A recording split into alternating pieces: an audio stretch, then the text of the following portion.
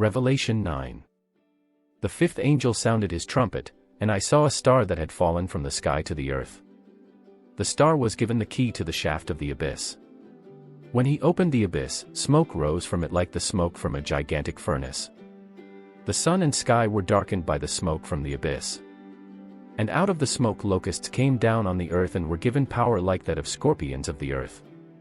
They were told not to harm the grass of the earth or any plant or tree, but only those people who did not have the seal of God on their foreheads. They were not allowed to kill them but only to torture them for 5 months. And the agony they suffered was like that of the sting of a scorpion when it strikes. During those days people will seek death but will not find it, they will long to die, but death will elude them. The locusts looked like horses prepared for battle.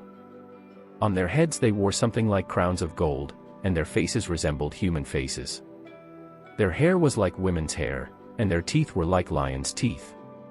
They had breastplates like breastplates of iron, and the sound of their wings was like the thundering of many horses and chariots rushing into battle. They had tails with stingers, like scorpions, and in their tails they had power to torment people for 5 months.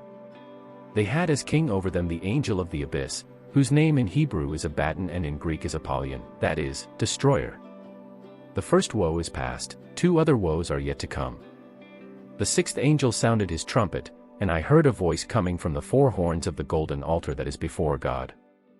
It said to the sixth angel who had the trumpet, "Release the 4 angels who are bound at the great river Euphrates." And the 4 angels who had been kept ready for this very hour and day and month and year were released to kill 1/3 of mankind.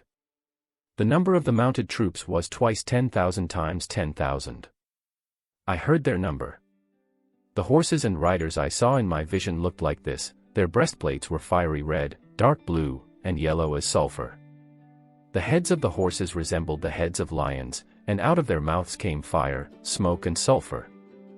1/3 of mankind was killed by the 3 plagues of fire, smoke and sulfur that came out of their mouths. The power of the horses was in their mouths and in their tails, for their tails were like snakes, having heads with which they inflict injury. The rest of mankind who were not killed by these plagues still did not repent of the work of their hands. They did not stop worshipping demons, and idols of gold, silver, bronze, stone and wood, idols that cannot see or hear or walk. Nor did they repent of their murders, their magic arts, their sexual immorality or their thefts.